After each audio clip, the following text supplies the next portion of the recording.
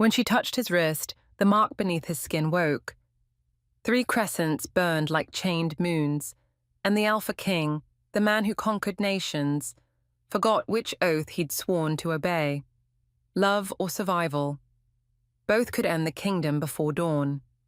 Would you choose love if it meant destroying your world? Tell me in the comments, and subscribe before the next forbidden chapter drops. They said the Alpha King had no heart left to wound. Caliph Draven ruled like a storm with a crown, cold, merciless, and painfully precise. He'd conquered provinces, silenced rebellions, and outlawed love itself after watching it devour his mother's sanity. Yet when he saw the servant girl kneel to gather his fallen blade, something cracked behind his armor.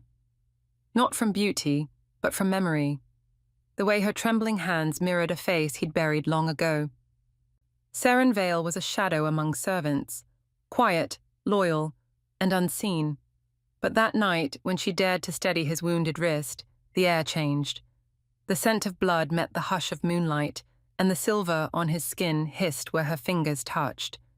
He flinched, not from pain, but recognition. The forbidden kind, the kind the priest warned would unmake a kingdom. He dismissed her before anyone noticed, yet all night his thoughts crawled back to her, the soft defiance in her eyes, the tremor she tried to hide, the pulse beneath her throat when he'd said her name.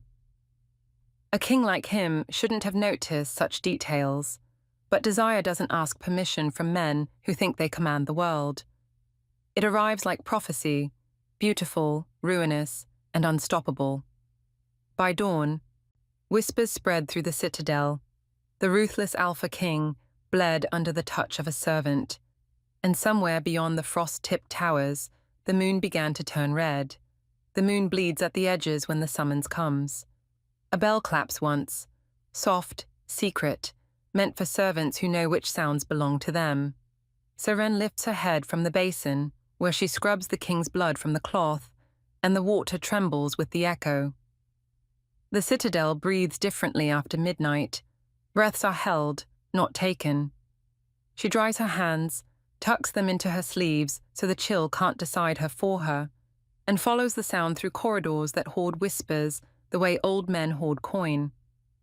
A steward waits where the torchlight fails. He doesn't speak.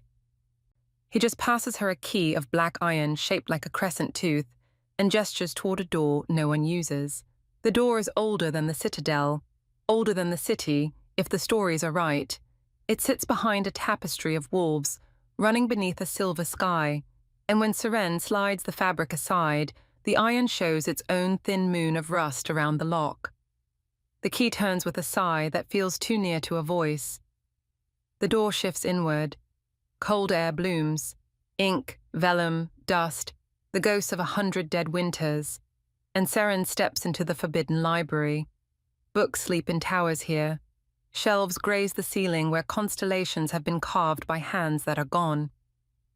A ladder waits with its wheels shackled, so it can't roll toward temptation. The floor is a mosaic of tiny stones set into a geometry she doesn't know, and in the blades of that pattern, she can feel a hush that isn't just silence, but a law. Her task is simple. Sweep ash from the brazier trays, wipe the dust from tables, set fresh candles in the copper pans, and leave before the hour changes its name. She could do it blind. She nearly does. Habit over caution, motion over thought, but the library speaks in shapes, not just smells, and the shapes on the nearest desk catch her. Not letters, drawings, a dead stag with eyes open, a wolf whose ribs show like the fingers of a starving hand, a woman's mouth chanting a word that looks like a knife. Someone has sketched with the urgency of a nightmare. Ink slashed, not placed, and beneath the drawings, notes in the king's hand, precise as a military parade. Seren shouldn't know his handwriting. She does. She has seen it on proclamations, nailed to bread doors, on the neat inventory of the infirmary linen when he inspected the winter stores, on a letter that fell from his cloak one dawn when he thought no one watched. The script is lean, unsentimental. These notes, though, these notes shake. She means to sweep, to light candles, to leave, but her thumb grazes the edge of a page and it catches, because the ink beneath is still slightly raised, as if the weight of what it depicts refuses to lay flat. She leans closer, a mark repeated. 3 crescent strokes nested like the mouth of a tide, drawn on wolves' foreheads, carved into stone, stamped in wax on an imaginary decree. And there, faintly, half erased, as if to deny the thought after it came, a sketch of a man's left wrist. The mark sits there like a bruise under skin. The caption beneath is a single word, mine. The brazier clicks. The word feels like a heat that isn't fire. Seren draws back so quickly the stool legs screech. The sound dies as if swallowed. It is foolish to be here this long. It is danger to linger where a king has left his private dread unguarded. She turns to the candles, grateful for the language of work. Tallow gives itself up to flame. Wicks learn their task. On the far table she resets a pile of reports, each stamped with the Chancellor's seal. Black crow, head turned as if listening behind its back. She resists the itch to read them. Names on paper have a way of recognizing the mouth that speaks them later. Better to leave the letters asleep. When the last candle cups its light and the brooms have finished their soft arguments with stone, Seren blows out the brazier and reaches for the door. It does not open. The lock that sighed for her earlier has found its voice again and told itself a new story. Not yet. She tests the key twice more. The iron will not be reasoned with. Footfalls approach. They come without haste. That's how you know it's him. Everyone else in the citadel thinks speed makes a man larger. Caliph Draven moves like a tide, unbothered, inevitable, less a body than a decision. Seren lowers her hands and fixes her gaze on the floor's mosaic, where the small stones brighten in the candle's skinny golden rain. The door opens from the other side with a click that unlocks something behind her ribs. He steps in. The smell of outside comes with him. Fur, frost, the copper echo of a wound closed too quickly. "You're late," he says softly. "I was summoned." "Your Majesty," she answers. Her voice makes a smaller shape in the air than his does. "That was earlier." He glances at the tables, at what she put right without leaving fingerprints behind. "And now you remain." "The door," she begins. "Decided it preferred me," he finishes. Not quite a jest, not quite not. Silence considers the room. Wolves carved along the cornice moonlight their teeth. The king trails a gloved finger across the nearer desk and stops on the drawing she shouldn't have seen. His hand stills the candle's trembling shadow. "You touched my journals." "I cleaned around them," she says, honest because fear prefers not to invent extra weight for itself. He looks up. The cut of him is a map, all straight lines over blood and weather. The only softness is where the eyes decide a man's face is not merely a weapon. Tonight they are not the color of iron. They are river dark, taking in a moon. "What do you think of my monsters?" he asks. Seren blinks. "Monsters, Majesty." He turns the page to the ravening wolf. Ink fur bristles on the paper as if a wind crosses it. "These," he says. "I draw what I won't speak. It helps me tell if I am the nightmare, or the thing that hunts it. Do kings draw often?" Her mouth betrays her before her caution can stop it. "Only the ones who refuse to sleep," he says, and the corner of his mouth shifts like a secret taught it to try smiling once, and it never forgot the trick entirely. "Tell me, Seren Vale." His using her name is a touch colder than the corridor. "Is the wolf hungry, or is he only guarding an empty bowl?" She shouldn't answer. The question is shaped like a snare. But there is a rule older than palaces. When a man shows you his monsters, you either run or you light a candle. Seren has never been good at running. "He's guarding a bowl," she says, "but not his. His teeth are out because he knows the hunger isn't his to cure." "And the woman?" He flips to the mouth, chanting knives. She's pretending the word is a weapon so she can stay brave long enough to choose the truth. "Which is?" "That she's singing a prayer." Seren folds her hands so he won't see how they want to tremble. They don't always sound like hymns. Caliph studies her with a scholar's appetite, the kind that consumes quietly and calls it learning. And this? He turns to the wrist, the half-sketched crescents. He does not ask what she thinks of mine. He is not that reckless. She chooses her words the way a healer chooses herbs. It looks like a tide mark, Majesty, where the water reached before it decided to go higher. Something in him goes absolutely still, the way trees do before a storm tears open the valley. He sets the page down and speaks to the air. You think the water decides. I think something does, she answers, and water is often braver than law. A long breath, not a sigh. Kings don't sigh. Their lungs just turn winter over and call it composure. His glove creaks when he flexes his hand. Go to the ladder, he says, take the 5th shelf, 13th book. Hand it to me. Seren does as told. The flights of wolves in the cornice watch her like scribes who don't trust a witness. The ladder hums when she climbs. She counts by touch. 5th shelf. The spines taste of leather and dust. 13th. She finds it by the letterless seam where careful fingers wore a memory. When she draws the volume free, a puff of dust wreathes her face. She coughs, and the sound scuffs the library's hush like a scolded child's shoe. She brings the book down. It is heavier than its size. He takes it with both hands, and for a breath their fingers almost meet. Heat prickles across her palm as if a fire wakes under skin. Read, he says, opening to a page etched with the same nested crescents. The script is not his. It is older, tall, and salt-stiff. Here. She reads aloud because he asked, because the page expects it, because some words won't join the world unless a mouth ferries them across. There are 3 laws of the moon and the wolf, she reads, voice steady. First, hunger is holy. Do not shame it, only guide it. Second, touch is verdict. What it heals reveals what it binds. Third, when a crowned wolf covets the unmarked, kingdoms pay in silver and smoke until the wolf chooses which oath to break. Her throat tightens on the last clause. The candles seem to inhale. Caliph doesn't move. The line of his jaw might be carved, but his eyes are a tide again, and the pull in them is not toward safety. Do you believe in prophecies, Seren? He asks, softer now. I believe in costs, she says, and wonders if she just added her name to one. Prophecy is only a ledger written by the sky. People still decide what to spend. He huffs a sound she would call a laugh if a laughter were allowed to limp.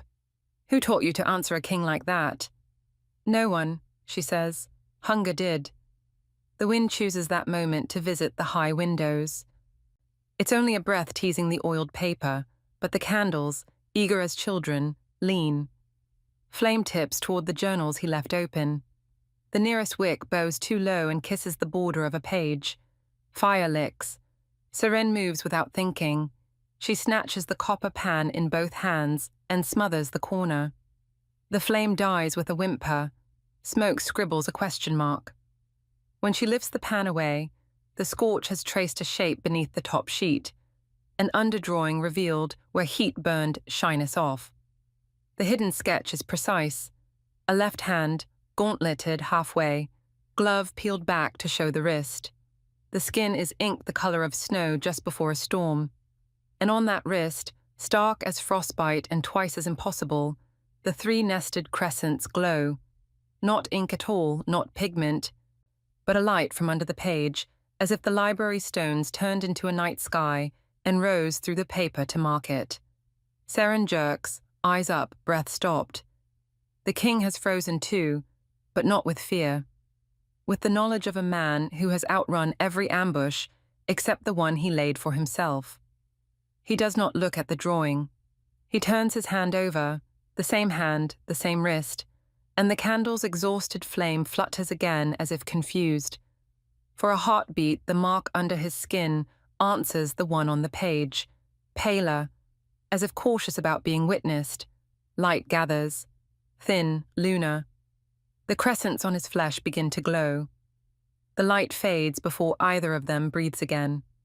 The crescents under Calith's skin gut her like embers raked back into ash, leaving only the ghost of warmth where they burned. The air still smells of fire and iron. The single surviving candle trembles as if unsure which of them to illuminate. Seren's voice has shrunk to a thread. Majesty? Calith flexes his hand once, then again. Not a word of this leaves the room. The command lands soft, dangerous, like snow hiding a cliff. She nods. He turns, the cloak's edge brushing her shoulder in passing, and leaves the library to its breathing shadows. Sleep does not come for either of them. Calith stands on his balcony above the wolf banners, eyes on the red-tinged moon. Below, torches coil through the courtyards like molten veins. His palm throbs in rhythm with the watch bell. The mark is quiet now, but it watches him from beneath his skin, the way guilt waits behind victory. He thinks of her face, pale against the firelight, eyes not lowered in fear but wide in understanding. No courtly mask, no polished submission, just recognition. It stirs something buried. He hates that it does. In the servant's wing, Seren curls beneath a threadbare blanket. She can still feel the heat that leapt between them. It wasn't only flesh, it was knowing. The moonblood inside her hums like a plucked string. She presses her wrist to her lips to still the tremor, but sleep finds her only through exhaustion. And then, the dream. The library again, but the books are breathing. Pages flutter like wings. Voices whisper between covers. From the far end of the aisle comes a shape made of light and ash. The madwoman who tends the shrine stands there, eyes white, hair floating as if under water. When the wolf desires the unmarked, kingdoms bleed. The words pour from her mouth and spill down the shelves like liquid mercury. The books ignite one by one, burning without smoke. Seren steps back, but the floor is gone. Beneath her yawns a pit of stars, and in those stars a single crescent turns to watch her. He has been chosen to love you, the moon whispers through the madwoman's voice. But love is a wound the divine cannot close. Seren wakes gasping, drenched in sweat. Frost feathers her window, though it's midsummer. Across the glass, carved by a finger she can't see, gleam the same words she dreamed. When the wolf desires the unmarked, kingdoms bleed. At dawn, the palace bells call the servants. She goes about her work like a ghost, a day, seeing omens in every puddle of light. When a messenger appears, bearing the king's black seal, her stomach knots. You are summoned to the hall of judgment. The last time she saw that hall, she was pleading for another's life. Now she walks it alone, echo by echo. The chamber is vast, flanked by marble wolves whose eyes follow her. Calith sits on the throne, one gauntleted hand over his knee, the other bare. The mark is hidden under a band of leather. Around them cluster nobles and officers. Among them stands Lord Varin Crow, his crow-black robes whispering. Servant Seren Vale, Varin intones. You will witness royal justice rendered upon a noble of the House Varanor, charged with treason and cruelty. A man kneels before the dais, chains biting his wrists. The king's gaze is colder than the iron. Speak, he commands. The noble stammers excuses, false records, hired assassins, an attempt to shift blame down the chain. The courtiers murmur. Seren stands still, heart hammering. Calith's eyes flick to her. It's brief, but it pins her. Tell me, Seren Vale, he says. When a wolf strikes its own pack, what is the punishment? She flinches. It's a test, a mirror of the prophecy. The hall waits. She answers quietly, None, Majesty. The pack drives it out and mourns it later. A ripple of surprise. The Chancellor's lips tighten. Calith's mouth almost softens. Spoken like someone who understands mercy, he says, I've forgotten the sound of it.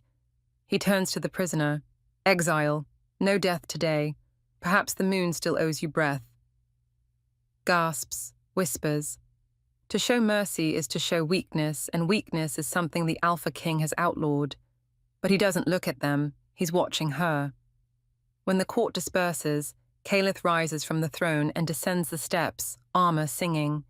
The hall empties until it's only them, the scent of burned oil, and the echo of the decree.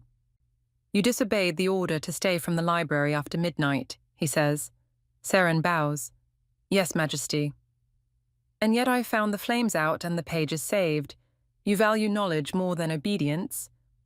I value life, Majesty. Books hold it. He studies her face, each answer another thread pulling at something tightly wound inside him. What did you see that night? Your monsters, she says, and a prophecy that frightens me. Something flickers in his jaw. Good. It should frighten you. He steps closer, close enough that she can smell the metal of his crown. His voice drops. Because if it's true, you are the death of my kingdom, or its only cure. She opens her mouth, but he lifts his gloved hand, brushing past her wrist as he moves away. The briefest touch, unplanned, electric. Her markless skin meets his hidden scar. A whisper, not from either of them, snakes through the hall. Touch's verdict. What it heals reveals what it binds. The voice fades like a candle at the end of a prayer. Caliph jerks back, eyes wide. The crescents under his leather band pulse once, furious and bright. Seren stands trembling, fingers tingling where he touched her. She can't speak. The air has become too thick for words. The king's voice is low, ragged. Leave this place. Tell no one what happened. She bows, half out of fear, half because her knees won't hold her. She backs away, every step dragging a shadow longer behind her until the doors close. In the darkness, he remains alone, hand clenched. The mark's glow fades, but the warmth doesn't. It beats under his pulse like a hidden drum. Caliph looks up toward the moonlight slicing through the high window. Why her? He whispers. No answer, only the faint trace of frost creeping across the floor, shaping words the divine won't speak aloud. The hunt has begun. Outside, as Seren flees through the corridor, she glances at her palm. A faint shimmer, crescent-shaped, blooms beneath the skin. An echo of his mark, answering it. And far above the citadel, the moon blinks again. The echo of that whispered prophecy still clings to the marble when Seren reaches the servant's wing. She presses the heel of her hand against her chest, but the tremor won't stop. Beneath her skin, the faint crescent that bloomed in the hall flickers once, then dies. She hides it beneath her sleeve and forces her breathing into rhythm, with her footsteps, fast, small, invisible. Be ordinary, she tells herself. Be silent. Outside, the moon glares through a sheet of thin cloud, its red rim like a wound that refuses to close. Caliph Draven cannot pray, so he trains instead. The practice yard is empty but for him and the breath of the wolves in the kennels. Each strike of his blade carves the air into obedience, each step meant to cut through the memory of her eyes. It doesn't work. Every motion replays the touch in the hall, the brief spark, the heat, the voice that wasn't human. When the sword's weight becomes unbearable, he throws it aside. The mark under the leather band sears. He tears the strap away. 3 crescents blaze in the night like small captured moons. The nearest wolf begins to howl. Others answer until the whole yard quivers with sound. Calith's knees nearly buckle under the pressure inside his bones. Touch his verdict. The words coil through his skull, soft as smoke, sharp as command. Then pain. His old battle wound, sealed a decade ago, rips open with a thin sound of tearing cloth. Blood drips between his fingers. The mark burns hotter. He grits his teeth and reaches for a strip of linen. When the door slams open. Seren. She shouldn't be here. She's barefoot, breathless, eyes wide with something between fear and certainty. I heard the wolves, she says, and then sees the blood. Majesty. Leave. She doesn't. She crosses the floor, gathers the cloth from his palm, presses it against the wound. The contact is a spark struck twice. Light surges from beneath her skin and threads up through his arm like molten silver. The wound seals before either of them can blink. The pain vanishes, replaced by a pulse that isn't quite his or hers. He stares at the unbroken flesh, then at her. "What did you do?" Seren backs away, horrified. I only meant to stop the bleeding." "You healed a wound no physician could close." "I didn't." The light fades. Silence spreads outward until even the wolves stop howling. Calith's breath returns in measured drafts. "Not a word," he says. "If they learn what you carry—" But the castle already has ears. At the archway stands Lord Varon Crow, face carved in polite astonishment. "Majesty," he says smoothly, bowing just enough to mock reverence. "I came when the alarm sounded. I see the disturbance was domestic." Calith's jaw tightens. "We are done here." Varon's gaze drifts to the bloodless bandage, then to Seren. "Fascinating," he murmurs, "to think a servant's touch could heal what war could not." Seren lowers her eyes. The Chancellor's smile is a blade laid flat. "I will ensure the matter remains discreet, of course. The court need not be troubled with miracles." He departs before the king can answer. By morning, every corridor hums with it. The king bleeds only for her. The servant carries witchfire in her hands. The moon has chosen its queen. Seren moves through the whispers as through smoke. When she enters a room, conversation dies in the way of a candle snuffed too quickly. The other maids avoid her eyes. One crosses herself with the sign of the crescent. In the kitchen she hears a sharper voice. Captain Thane Ruel, the king's oldest friend. "He's losing discipline," he tells Varon. "The people see weakness, and weakness breeds challenge." Varon's reply is honeyed poison. "Then perhaps we must preserve the crown by removing what infects it." She slips away before they notice her. The moonblood in her veins quivers like an animal sensing its own trap. That night Calith dreams of silver rain. Each drop burns his skin. Each heartbeat repeats her name. He wakes drenched, fingers tangled in sheets, the mark on his wrist alive and bright. The same moment, across the citadel, Seren gasps awake. The window above her bed is dripping condensation shaped into 3 crescents that fade as she watches. She knows now. The bond is real. Whatever the prophecy warned, it has already begun. At dawn, she seeks him in the Hall of Maps. The marble glows pale. Banners hang heavy with dust. He stands at the central table, armor half-fastened, eyes shadowed. When he sees her, he does not order her away. "You've heard the rumors," he says. "Yes, Majesty." "They are dangerous." "For whom?" The question startles him. "For both of us," he admits. She draws a breath. "If the moon means to bind us, perhaps fighting it feeds the fire." He circles the table slowly until he stands close enough for her to see the fine cracks in his composure. "You think destiny can be negotiated?" "I think mercy can," she answers, "even with gods." He almost smiles. Almost. Then something flickers behind his gaze. His hand rises, hesitates, touches the back of her neck. The contact is light, reverent, and entirely ruinous. The mark on his wrist flares through the glove, spilling pale light between his fingers and across her throat. Seren gasps. The world sways. Visions pour through her. Battlefields, fire, a crown falling from a hand not yet wounded.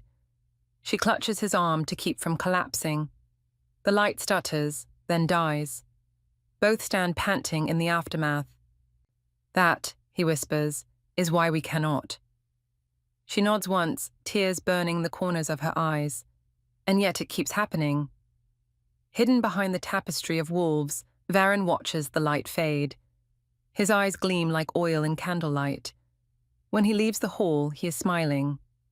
That evening, the Chancellor presents himself before the council. "Majesty," he says smoothly, Rumors spread of witchcraft within your walls. The people demand order. Shall I prepare a tribunal? Calith's reply is a blade's whisper. Do what you must. Varen bows. Already done. And far above the palace, the moon brightens, hungry for the judgment it knows is coming. The bells toll before sunrise, 4 times, low and deliberate. Each note rolls through the palace like thunder trapped under stone. Every servant knows what that sound means. A tribunal has been called. Seren Vale wakes to the cold. Her room has been stripped bare of warmth. Even the candle stub she left by the window is gone. Boots hammer outside her door. She's not given a chance to braid her hair before 2 guards drag her from the cot. Her feet slap marble. She doesn't ask where they're taking her. She already knows. The chamber is the same one where she once saw Mercy. Now, banners hang black, and the benches overflow with nobles who smell of perfume and fear. The king's throne looms above them, a cliff against the sea of faces. Kylith Draven sits motionless, silver circlet gleaming like ice. Between them stands Lord Varen Crow, parchment in one hand, satisfaction in the other. Seren Vale, he begins, you are charged under royal edict for unlawful sorcery, manipulation of His Majesty's mind and body, and corruption of divine order. Gasps spread like wildfire through the crowd. Seren's pulse thrums so loud she barely hears herself whisper, "Those laws were written for monsters." Indeed, Varen replies smoothly, "And we must decide if you are one." He gestures. A scribe reads aloud witness statements, guards who saw light under her hands, maids who claim she walks in dreams, whispers of the moon mark glowing where it should not. Each word digs her grave. Finally, the Chancellor turns toward the throne. "Majesty, you commanded that justice be visible. I ask you, let her speak, so that when you pass sentence, the realm will hear why." Calith's voice cuts through the chamber like a blade through silk. "Let her speak." They shove her forward until she stands before him. The distance between them is a chasm filled with eyes. Seren lifts her chin. "You know the truth, Majesty. I did not call on the moon. It called on me." Varen interjects. "And how convenient that the divine chooses a servant girl to meddle in royal veins." Calith's expression doesn't change. "Continue." Seren breathes once, steady, defiant. "Your wound reopened. I touched it to stop the bleeding. The rest was not mine to command." Murmurs ripple. A court physician rises, trembling. "Majesty, with respect, no mortal hand heals as hers did." Seren turns to him. "Would you rather I'd let him die?" That silences the hall. Even Varen falters. She looks back to the king. "You taught me that mercy isn't weakness. Do you still believe it?" The question strikes home. Calith's eyes narrow, not in anger, but in remembrance. He recalls her words at the first trial, when she spared a thief's life with a sentence of exile. Mercy, always mercy, and now the world demands he condemn the very voice that once reminded him of it. Varen senses hesitation and moves in for the kill. "If you will not enforce the law, Majesty, then law becomes sentiment. And sentiment," he bows slightly, "destroys empires." Calith rises. The movement silences everyone. He descends the dais step by step until he stands before Seren, so close the crowd can see the pulse in his throat. "Tell me," he says softly, "what are you?" Seren's eyes fill, but her voice does not shake. "The mirror you asked for." He blinks. "What?" "You said you draw monsters to know whether you are one. Maybe I'm only here to tell you you're not." The hall is deathly still. Even the crows carved into the rafters seem to hold their breath. Varen breaks the silence with a hiss. "Majesty, enough of this theatre. For the safety of the crown, she must be bound and bled. The moon's mark cannot—" Calith turns his head slowly. "You speak of safety. Tell me, Chancellor, when did fear ever guard a kingdom better than courage?" Varen opens his mouth, but the king cuts him off. "She is no witch." The words crash like thunder. Gasps, outrage, hope. Varen's voice rises. Then what is she? Calith looks at Seren as if seeing her for the first time and every time at once. The proof that even a king can still be human. He mounts the dais again, draws his sword, and lays the blade flat before him. By decree of the crown, I seal the bond between us as a state secret, its knowledge punishable by death. Any who speak of it will answer to me alone. The court erupts. Some cry blasphemy. Others kneel in awe. The moon's light pierces through the stained glass, washing the throne and the servant in the same pale beam. Varen bows low, concealing his fury behind decorum. As His Majesty commands, he murmurs, the prophecy fulfills itself. Calith doesn't hear him, or pretends not to. He looks down at Seren. Go, before they decide to worship or destroy you. She hesitates. You just declared war on your own council. A faint smile touches his lips. Let them fight a king who bleeds silver. That night, the castle holds its breath. In the lower halls, nobles whisper that the moon has taken the throne. In the upper chambers, Varen drafts letters sealed in black wax. And on the balcony overlooking the sleeping city, Calith stares at the mark on his wrist, glowing faintly against the night. He can still feel her touch, warm, defiant, alive. But somewhere beyond the walls, the wolves begin to howl again, and the sound isn't prayer, it's warning. A messenger bursts into Varen's chamber. The eclipse begins at midnight. Varen's smile curves like a blade. Then the moon shall witness a crown fall, and call it balance. The eclipse begins with silence. Even the wolves forget to breathe.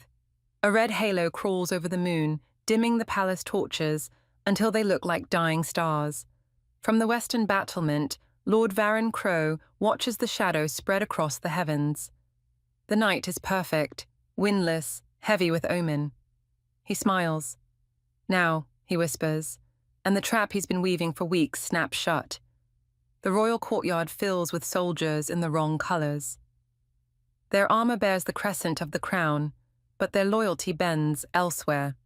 Torches gutter as they march through the gates in eerie precision.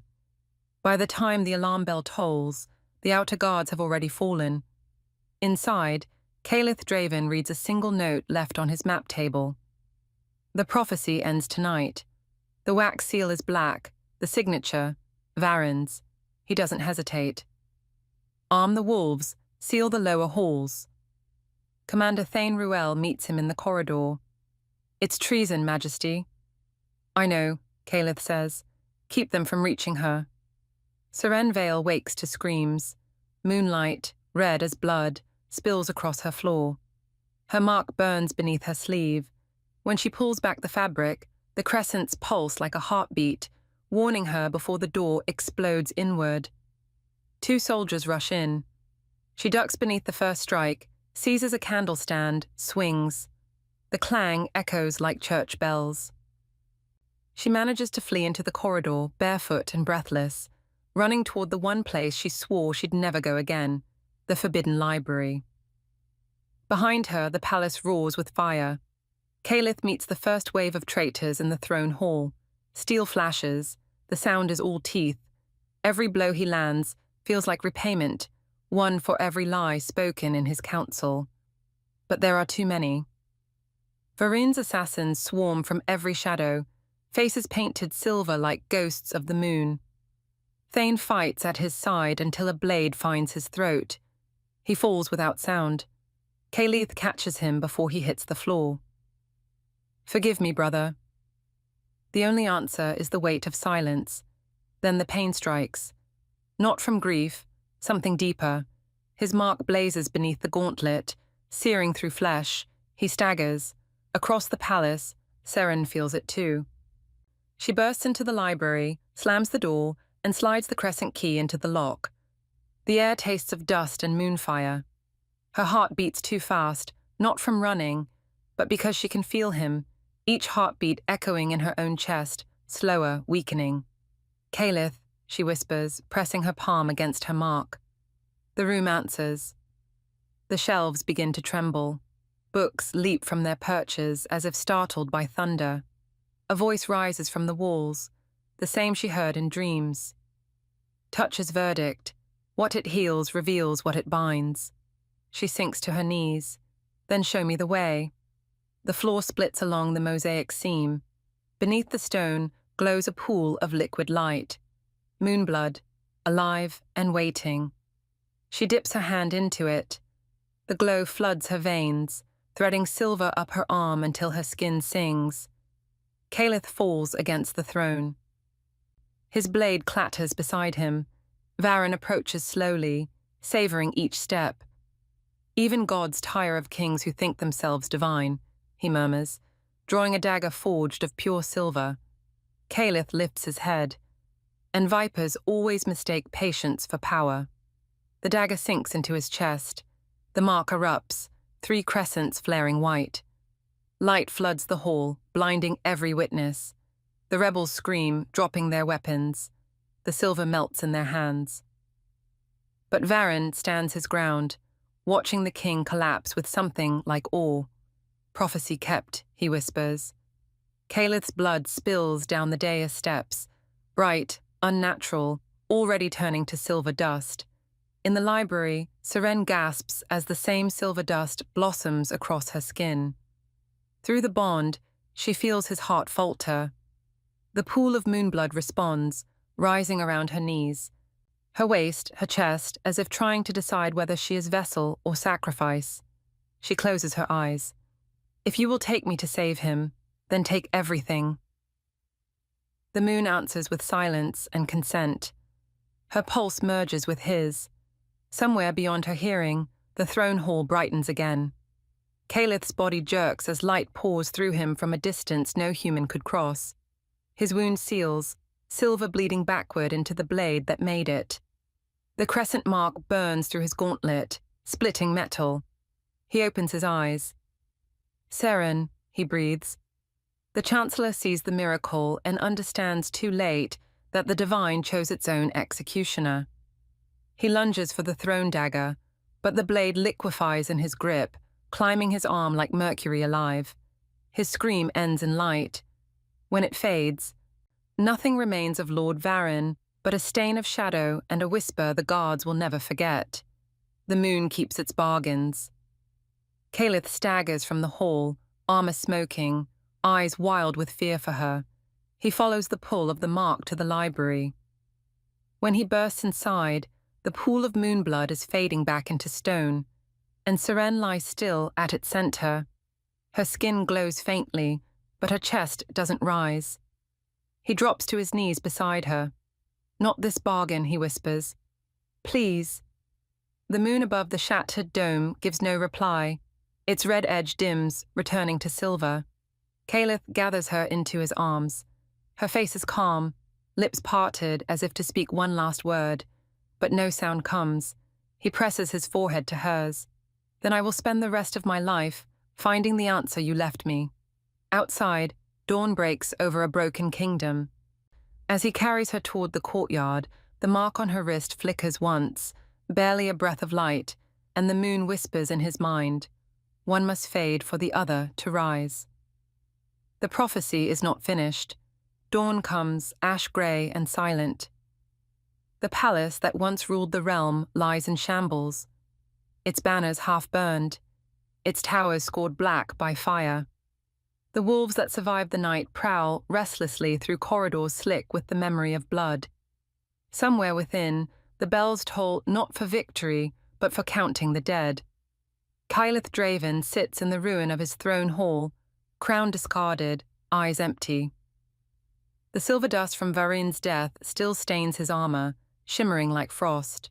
The wound in his chest is gone, but the ache behind his ribs is not. Every sound, the crackle of broken glass, the creak of cooling stone, reminds him that the palace breathes without her. Seren Vale lies on a bier of white linen near the altar. Her skin glows faintly, as though the moon refuses to release her entirely. Caliph reaches out, afraid to touch. The mark on his wrist flares weakly, echoing hers. He whispers, "Wake, nothing." The priests whisper, that she's neither dead nor living, between. Some say the moon has taken her voice as payment for defying prophecy. Others say she has been offered to the heavens in his place. None dare speak these things aloud when the king walks by. When night falls again, Caliph goes to the chapel alone. The sky above the shattered roof is a bowl of bruised clouds. He kneels before the altar and speaks to the light that filters through them. I broke your law. I killed for her. You took her to punish me, so take me instead. The air cools. The moonlight congeals into a form. Eira Solin, the moon's priestess, her eyes like mirrors of the tide. Your love was chosen, not forbidden, she says. But the cost must be paid. One must fade for the other to rise. Calith's hands clench. Then let her rise. Eira's gaze softens with something almost human. It does not work so simply. She offered her voice to buy your life. The gods accepted the trade. She will live, but she will never speak again. He bows his head, grief sharp as steel. And me? You will rule a kingdom that no longer believes in you. That is your penance. The light fades. He remains kneeling long after the priestess is gone. 3 days pass before Seren stirs. Her eyes open to a world muffled and distant, as though someone has drawn a curtain between her and sound. She sits up slowly. Her throat burns when she tries to speak, but no voice answers. Panic flares. She claws at her neck. Caliph is there instantly, his hand steadying hers. Easy, he says. You're safe. She shakes her head, tears streaking her cheeks. He understands before she can ask. The moon took your voice, he murmurs, in exchange for mine. Her gaze darts to his throat. Not your life, his expression says. Your certainty. For the first time, she sees him not as a king or a curse, but as a man who's lost the thing that made him unbreakable. She touches his cheek, wordless apology. He leans into her hand. You saved me, he whispers, and doomed us both. The council assembles in secret. Without Varin, the nobles bicker over succession, over taxes, over revenge. They call Calith's mercy madness. Some whisper that Seren's silence proves guilt, that she's a witch who consumed her own tongue to hide the spell. Calith's patience, once iron, fractures. You speak of loyalty, he tells them, while standing on the bones of those who died for mine. He dissolves the council that night. The realm is leaderless by dawn, but no one dares defy him. Seren watches from the balcony as soldiers drag banners through ash. She feels the weight of 1,000 lives, balanced on choices she never wanted. When she tries to call his name, only a ghost of breath escapes. Still, he turns as though he heard her. The bond hums between them, thin but unbroken. That evening, Caliph finds her in the ruined garden. The moonlight has returned to silver.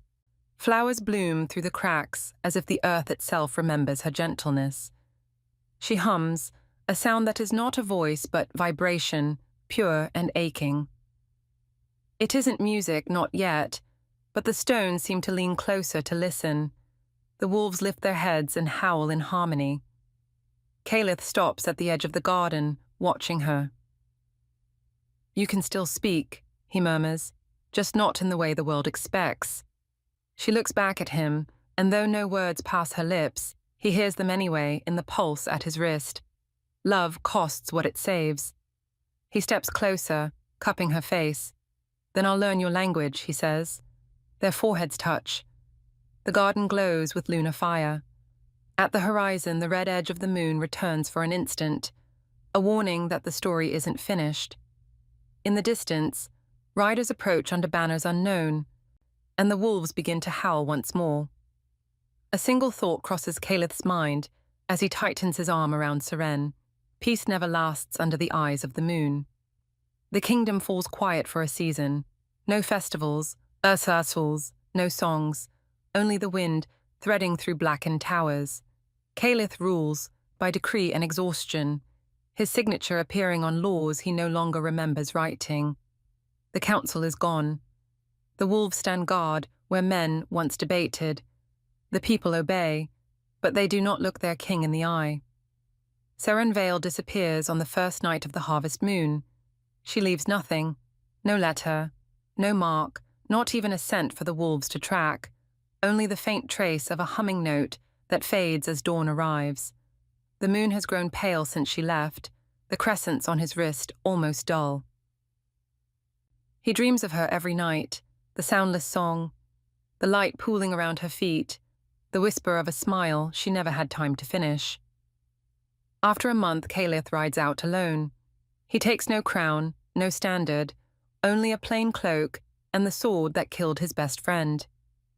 The palace watches him vanish into the forest, and for the first time in generations, no one tries to follow a king. He rides north through the ruins of the rebellion, through villages that look at him with suspicion and prayer. At every temple he asks the same question: have you seen a woman who hums when she prays? The answer is always no.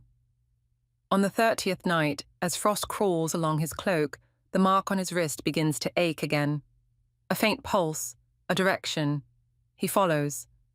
The trail leads him into the Spine Mountains, where monasteries once tended the wounded of both man and beast. Only one remains intact, carved into the cliff like a scar. Its gates are marked with 3 crescents, the same that burned into his flesh.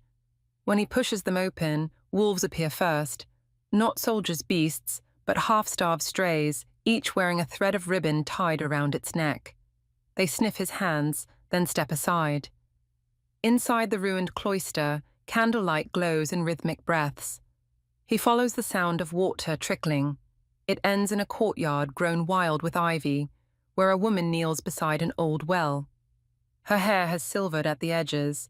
Her hands cradle a pup.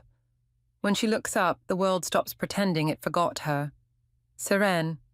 Her name comes out like prayer and wound. She does not answer. Cannot. But the look in her eyes is the same calm defiance that once made him forget how to breathe. He kneels beside her. You should have stayed in safety. Her smile is small, patient. She traces the scar across his wrist, then places his hand over her heart. A steady rhythm, fragile, but there. He feels the bond stir again, like a chord tuning itself after silence. They walk the monastery together as evening descends.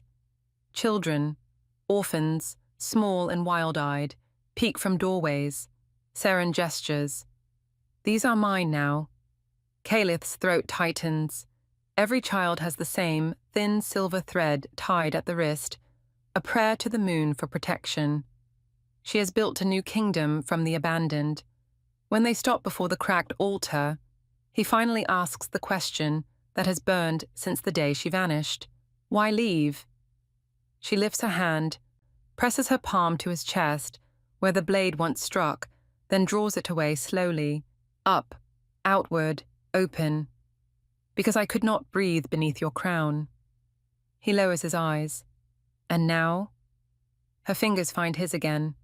Now I can breathe for us both. The meaning hums through their bond, filling the space where words used to live. The night grows thick with mist. The moon rises whole for the first time since the eclipse.